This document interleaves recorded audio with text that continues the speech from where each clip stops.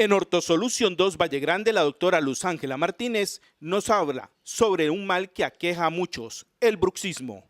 Básicamente el bruxismo se da por malformación de los dientes, o sea, los dientes torciditos, también se da por malposición cuando se duerme o estas posiciones de estar a toda hora con esta posición en la mano. Entonces son muchos factores los que da el bruxismo y esto desencadena problemas en la articulación, problemas de dolores de cabeza, de oído, columna y espalda.